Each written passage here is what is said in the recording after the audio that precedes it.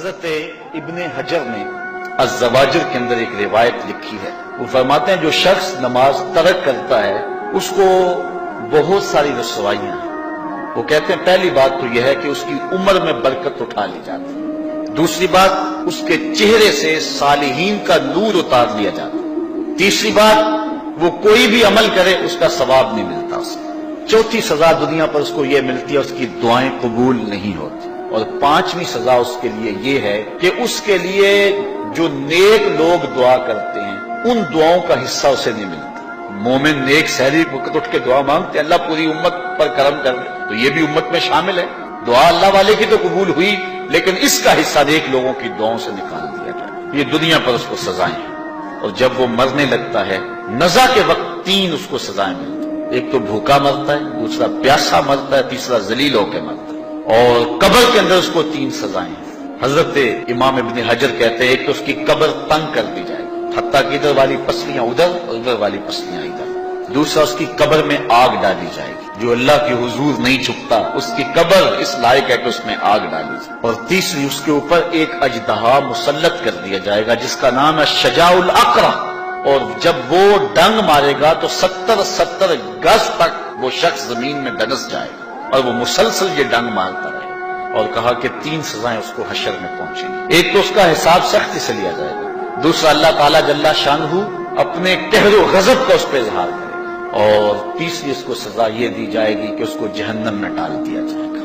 میں اور آپ آج کی اس بزم میں یہ پختہ عزم کر کے اٹھیں کہ آج ہم خود بھی اور اپنی اولاد کو بھی اپنے دوستوں کو بھی.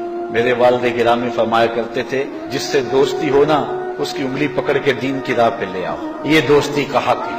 اس کے لیے آپ بہت کچھ کرتے ہیں لیکن اگر اس کو دین نہیں دیا تو کچھ بھی نہیں دیا. کوشش کرو میرا دوست ہو اور جہنم میں جائے.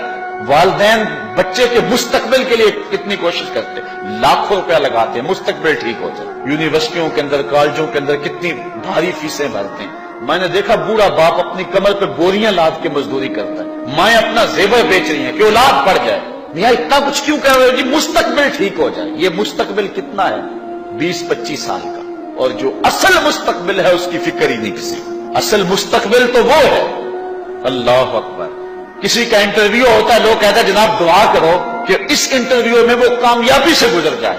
میں کہتا ہوں جب قبر میں اترتا ہے پھر کسی نے آ کر کبھی نہیں کہا کہ دعا کرو مشکل گھڑی آ گئی ہے خیریت سے گزر جائے.